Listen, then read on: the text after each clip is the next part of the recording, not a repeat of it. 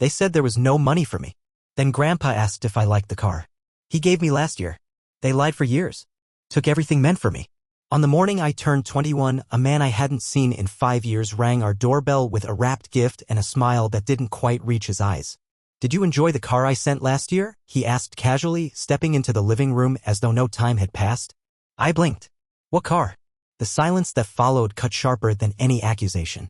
My grandfather's gaze shifted to my parents, and for a fleeting second I saw it, guilt etched in my mother's stiff posture, my father's knuckles whitening as he gripped his coffee mug. Something cracked, something fragile and long ignored. The illusion of normalcy. And just like that, everything began to unravel. My name is Joseph. And in the theater of my childhood, I've always played the understudy present but never applauded. My parents, Karen and George, were never cruel in the obvious ways. No beatings, no shouting matches. Just a quiet, sustained indifference that left deeper scars. Their love had a singular direction, and it poured only onto one person, my younger brother, Nicholas. To them, he was the miracle child, the golden echo of everything they once hoped to be. I, by contrast, was the necessary accident and obligation they fulfilled without passion. From my earliest memories, everything good flowed in his direction. He received the shiniest toys, the newest shoes, the softest laughter, and the kind of praise that wraps around a childlike armor. I was handed the remainders, if that. "You should be more like Nicholas," my mother often said, adjusting his collar while I stood in the doorway, invisible. "He knows how to charm people." My father, ever the silent accomplice, would beam at Nicholas's crooked crayon drawings as if they were masterpieces. Meanwhile, my perfect report cards earned only a distracted, "That's fine, just don't get complacent." And so I learned, in our house, love was not given freely, it was measured, weighed, and distributed with bias. My presence was tolerated, not cherished. But I never let it break me. When I finished secondary school, I hoped foolishly that things might change. They didn't. "There's no money for university, Alex," my mother told me one evening, her voice as flat as her gaze. "We need to invest in Nicholas. He's got potential." She didn't say I didn't. She didn't have to. At 18, I entered the workforce. No ceremony. No farewell party. Just a uniform, minimum wage, and endless racks of shirts to fold at a department store in Belhust Mall. It wasn't glamorous, but it was mine. I paid my own way: groceries, the odd pair of shoes, cheap dinners with friends who didn't know the weight I carried. Each paycheck was proof that I could survive without their blessing. Meanwhile, Nicholas, 2 years younger, never lifted a finger. He floated through life with effortless entitlement, his hands uncalloused, his conscience undisturbed. "He's still figuring himself out," my parents would say, as he lounged on the sofa with designer headphones, living off their delusions and my grandfather's money. Because, of course, they weren't the ones keeping this family afloat. That was Grandfather Stephen. He lived oceans away in a quiet village near the mountains where the air still smelled like pine and the clocks moved slower. Since his retirement, he'd sent money every month, enough to cover the rent, utilities, groceries, even Nicholas's insatiable appetite for luxury. The money went through my parents, naturally. "Simplifies things," they said. I never questioned it. I never asked for a single coin. I wanted to make my own way. I wanted to earn everything. Still, the injustice gnawed at me. Not for the lack of money, but for what it revealed, that even in the eyes of the one man who should have cared, I was a footnote. One evening, I came home from a double shift, my hands raw from hauling boxes, my shoulders aching, only to find Nicholas modeling a new jacket in the mirror, the price tag still dangling. "Still working that retail gig?" he said with a smirk, tugging at the sleeves. "You could aim higher, you know?" I didn't answer. My silence was my armor. But inside, I was boiling. My mother, seated across the room, nodded in quiet approval. My father turned the page of his newspaper without a word, without even a glance in my direction. In that moment, I understood something vital. In this house, I was the laborer and the scapegoat. Nicholas was the heir, even if there was nothing noble in what he'd inherit. And yet I endured. Not for them. Never for them. For myself. For the slim hope that one day I'd matter. That hope flickered back to life the day Grandfather Stephen walked through our door and asked about a car I never received. The truth was finally stretching its limbs. And something in me, something long buried, began to wake. Of all the people who passed through my life, only one ever truly saw me. My grandfather, Stephen. When I was young, the summers the first spent at his country cottage were the only chapters of my childhood written in warm light. While the rest of the year bled gray, those weeks were golden. We'd rise before dawn and hike down to the lake, fishing rods in hand, silence between us, but never emptiness. In his workshop, he taught me how to handle tools, how to listen to the quiet hum of patience. And when dusk fell, he'd hand me a lemonade, rest his calloused hand on my shoulder, and say, "Joseph, you carry something rare. Don't let anyone convince you you're ordinary." He never needed to say the words, but I felt it somewhere between his tone and the way he listened. I was his favorite. Not because I tried harder or needed it more. Just because he saw me whole. But 3 years ago, he moved away across borders and time zones to a place with warm air and quiet streets. Our calls grew shorter. Life filled with other noises. Still, I held onto his voice like a lifeline. My 23rd birthday arrived without fanfare, same as always. Birthdays in our household were mechanical affairs. As a child, the most I could hope for was a store-bought cake and a song mumbled with the enthusiasm of a tax return. They did it because they had to, like brushing teeth or voting. But this year, something was different. When I got home from another mindless shift at the mall, I found a cake waiting on the table. Not a grand one, just one of those plastic-wrapped supermarket kinds with synthetic icing and misspelled lettering. Still, it caught me off guard. The three of them, my mother Karen, my father George, and Nicholas, were already gathered, stiffly arranged around the table like reluctant actors in a play they didn't audition for. They sang happy birthday in a near whisper. Nicholas barely glanced up from his phone. Happy birthday, Joseph, my mother said, forcing a smile that cracked like dry paint. My father muttered something unintelligible. No gifts. No card. Just that sad little cake, dry, lopsided, and too sweet. This is from your grandfather, my mother added, gesturing to it. Stephen wanted you to have something today. I nodded, murmured thanks, but suspicion flickered beneath the surface. My parents had never lifted a finger to celebrate me before. Why now? Why pretend? Still, I didn't ask. Maybe grandfather had insisted, maybe he'd arranged it all from abroad. That seemed possible and I wanted to believe it. So I played along. We cut the cake. Everyone took a slice, though nobody finished theirs. After 10 hollow minutes, the performance ended. Nicholas vanished to his room. My father returned to the television. My mother scrolled absently through her phone. And I was left with the crumbs of a party that wasn't meant for me. That night, as I lay in my room, staring at the ceiling, I felt a familiar emptiness settling in my chest like dust. I told myself not to care. But indifference is hard to fake when it's your own birthday. Then, things began to shift. Over the following weeks, the air in the house changed. It started small, subtle luxuries here and there. New curtains. A better brand of coffee. Then it escalated. My mother appeared one morning in a tailored coat, imported, expensive. Just something I found on sale, she said, but her eyes sparkled with something unspoken. My father, who once scoffed at extravagance, began wearing a wristwatch that cost more than my entire wardrobe. Nicholas was worst of all, parading around in designer sneakers, flashing his phone like it was a trophy, bragging about an upcoming vacation. I overheard them one night through the kitchen wall. It'll just be the three of us, my mother whispered on the phone, tone light and giddy. We need a little break. Somewhere warm, just to breathe. No mention of me. Days later, I walked into the living room and saw them packing. You're going somewhere? I asked, though I already knew the answer. To the coast, my father replied, tightening a suitcase strap. Just a week. We need it. He looked up, eyes cold with indifference. There's no room, Joseph. And you've got work, don't you? His tone was casual, but the message cut deep. You are not part of this family. I stayed home while they basked in resort sunlight, plastering their joy all over social media. Pictures of margaritas, sun-kissed beaches, and matching sunglasses filled my feed. The captions read like taunts. Family time. Finally, peace. I won't pretend it didn't sting. It did. But what kept me up at night wasn't the exclusion, it was the question clawing at my thoughts. Where was the money coming from? Stephen had always been generous, yes, but consistent. Predictable. Enough to cover the basics. This was something else. Had he sent them more? Was he sending them everything? A part of me wanted to ask. To demand answers. But I didn't. Maybe I feared what I'd find. Maybe I already knew. So I stayed quiet. Kept working. Kept my head down. But the doubt, like a splinter in my mind, never left. And in the silence that followed, something darker began to stir. Not anger. Not yet. Something colder. Something patient. A year had passed. Not much else had. Same dead-end job at the Ravenhurst Center, folding shirts no one wanted. Same pitiful paycheck that barely scraped rent. Same bitter chorus of mockery at home. I was the punchline to a joke I never wrote. Nicholas still hadn't lifted a finger. No job, no purpose. Just drifting through life like royalty. Upheld by the invisible scaffolding of my grandfather's money. My parents treated him like some golden heir, while I, Joseph, was their ever-failing disappointment. The irony? I was the only one working. Another year gone. And you're still in retail. My mother sneered once, the contempt in her voice as sharp as broken glass. At your age, a real job shouldn't be a miracle, she added, as if my existence were some failed investment. Nicholas snickered behind his hand, and my father gave one of those slow, solemn nods, as if disappointed agreement required no words. I said nothing, just clenched my jaw hard enough to crack a tooth. I didn't expect anything for my 24th birthday. Another shift. Another stale slice of cake. If they even remembered. Probably not. Birthdays in that house felt more like warnings than celebrations. But then, the unexpected happened.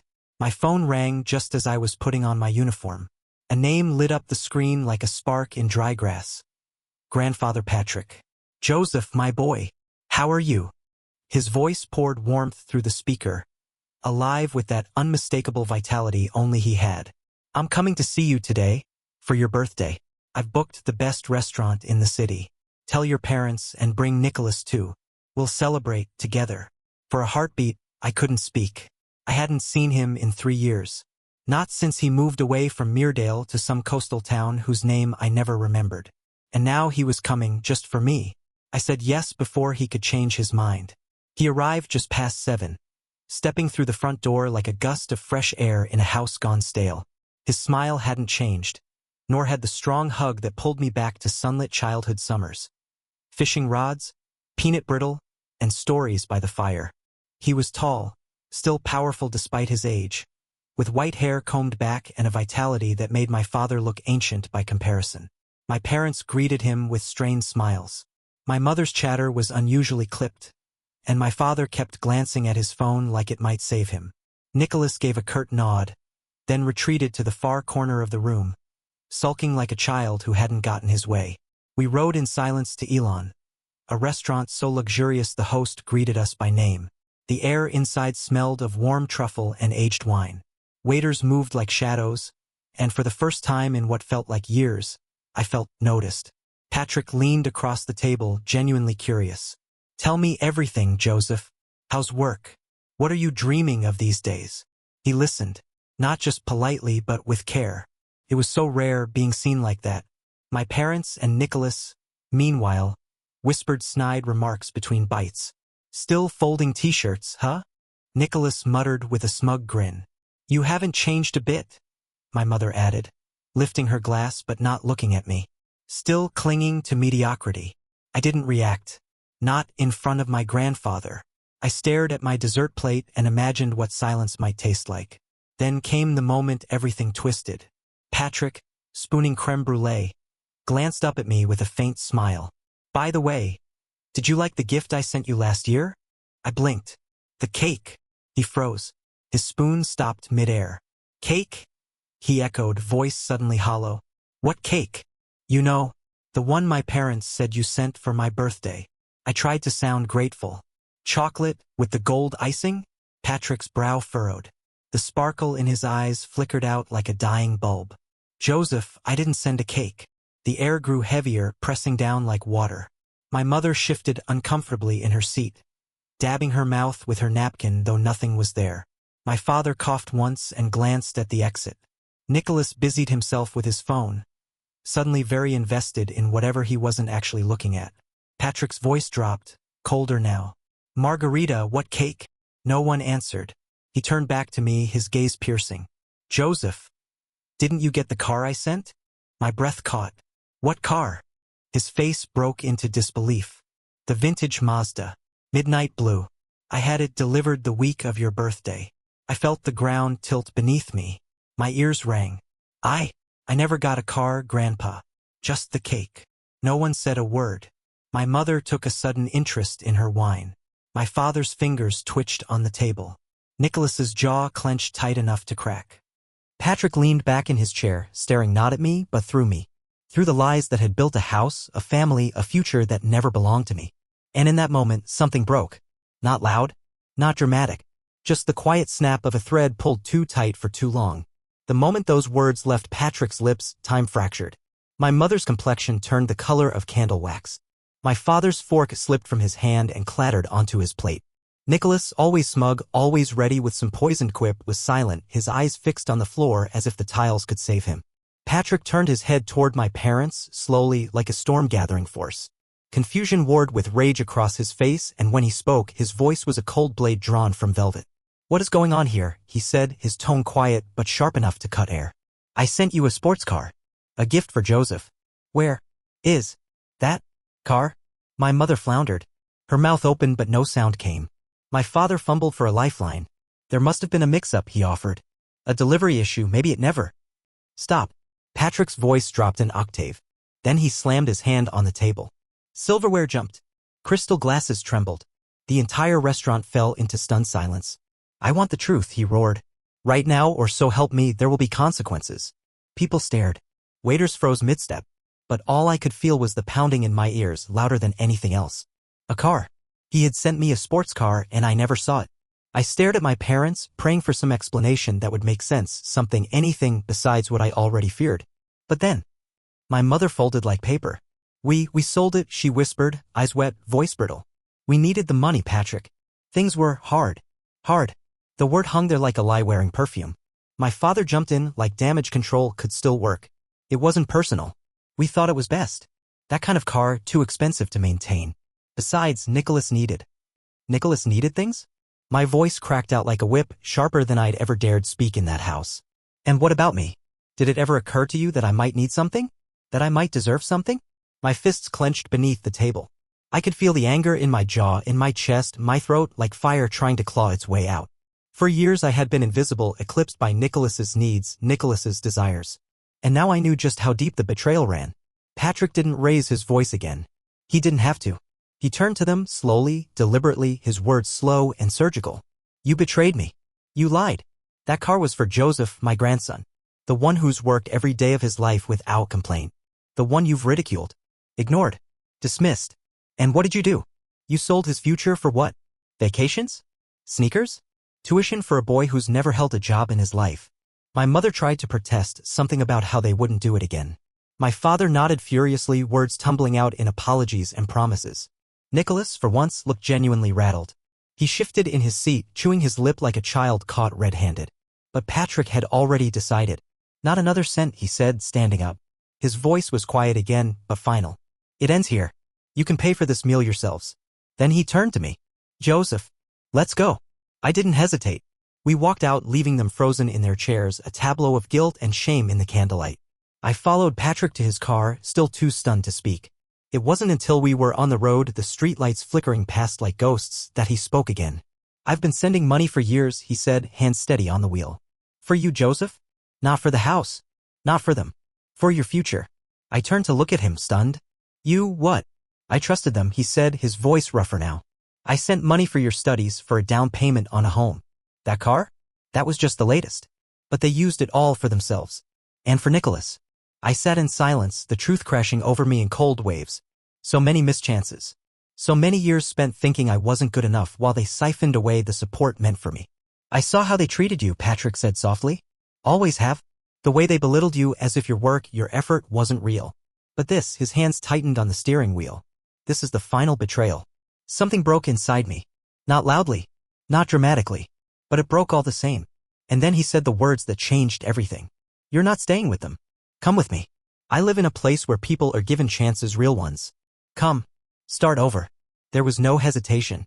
A week later, I was on a plane beside Patrick, heading to a new continent, a new life. I barely looked back. His house, no, his estate stood at the edge of a cliff overlooking the sea. A modern marvel of steel and glass, echoing with light and space and freedom. He took me to the garage. A cathedral of machines. Polished, growling works of art lined in gleaming rows. Pick one, he said. The car they stole from you is gone. But these? These are yours. I chose a blood-red coupe that looked like it had been built for vengeance. When the engine roared to life, something inside me did too. With Patrick's help, I found work, real work. Not retail, not survival. A position at one of the biggest firms in the region. It wasn't charity. I had to earn it, but for the first time I could. And I did. For the first time I wasn't ashamed of who I was. I stood taller. Spoke louder. The world didn't feel like it was closing in on me anymore. Patrick was proud. And for the first time in my life, so was I. Months passed and life began to feel like mine. Work was demanding but purposeful. My evenings no longer echoed with silent resentment. I drove the red coupe down sunlit coastlines, engine humming like freedom. I was at last unburdened. Or so I thought. Then the calls started. At first, just one, an unknown number I didn't recognize. Then another. Then dozens. My screen lit up with missed calls and voicemails, all from the people I had finally left behind, Margarita, Jamie, and Nicholas. I didn't answer. Not the first time. Not the 10th. I deleted the voicemails before they finished playing, unread their messages with a flick of my thumb. After everything they had done, stealing what was mine, laughing behind my back, turning my grandfather's love into their personal ATM, I owed them nothing. Not a word. Not a glance. But one night, after a 12-hour shift and an empty apartment that still echoed a little too much, I gave in. Maybe I was curious. Maybe I wanted to hear just how far they'd fallen. I answered. Joseph. My mother's voice crackled through the line. Unsteady. Strained. A far cry from the imperious, cold tone I had grown up with. It was thin now. Fragile. We need to talk. Please, don't hang up. I didn't speak. Let the silence do the heavy lifting. She filled it with desperation. Your grandfather, he cut us off completely. We're weeks behind on rent. They've given us an eviction notice. We'll be out on the street, Joseph. We need your help. You're our family. The word rang in my ears like a false note. Family, I said flatly, tasting the irony. Then, sharper, now I'm family? The pause on her end was heavy. Where was this family when you were mocking me in my own home? I asked, voice rising like a tide. When you sold the car my grandfather gave me so you could buy designer handbags and weekend getaways for him. Where was this family when you left me behind for every vacation, every celebration, every goddamn dinner? Joseph, please, she tried. No, Margarita. You don't get to rewrite the past. You spent years treating me like background noise. And now that the music stopped, you're calling me. Another pause. And then a different voice. Enough, my father said, his voice sliding onto the line like a snake through tall grass. That familiar tone of superiority polished by years of condescension. Don't be ungrateful, Joseph. Everything we did, everything, was for the good of the family. You included. I laughed. No humor in it. Just disbelief. What did you ever give me? I snapped. Humiliation? Guilt? A stale birthday cake you didn't even buy. My voice was shaking now, fury breaking through every syllable. You handed Nicholas everything, and tossed me your scraps with a smirk. You didn't raise me. You buried me. From the background, I could hear Nicholas muttering something too muffled to make out, but the tone was unmistakable. Bitterness. Margarita came back on the line. Her voice softer now. Pleading. A tone I had never heard from her before. Joseph, please. We're desperate. Nicholas is trying to find work, but it's hard. We have nothing left. Your grandfather won't take our calls. You're doing well. We know you are. Just a little help. You're our family. There it was again. That word. Family. Every time they said it, it curdled something inside me. A kind of disgust that had been aging in my bones for years. They used that word like a key, hoping it could unlock what they had locked away in me for so long. But it didn't fit anymore. You know what? I said, barely above a whisper. If you need help, ask Nicholas. He was always the favorite, wasn't he? The golden son? Let him save you now. And I hung up. My hands trembled as I set the phone down. But it wasn't just anger surging through me. It was release. A breath I didn't know I'd been holding for a decade finally let out. I'd said what needed to be said. And it was done. Weeks passed. Patrick told me almost in passing that they'd been evicted. The house I grew up in sold. Margarita and Jamie were living in a cramped apartment near the outskirts of Sindale, barely scraping by. Nicholas was working at a small auto shop, his first job ever. The same hands that once flicked through luxury catalogs now scrubbed grease from engines for minimum wage. I felt nothing. No triumph. No pity. Just distance. And peace. I had a job that gave me purpose. Car that I chose. A life that was mine. Finally mine. And beside me, a man who believed in me even when I didn't. My grandfather, Patrick. He had seen my worth long before I knew I had any. He gave me what they never did. A chance. And in that quiet, bright morning when I drove to work with the wind rushing through the open window, I realized something. They had lost everything, but I had finally found myself.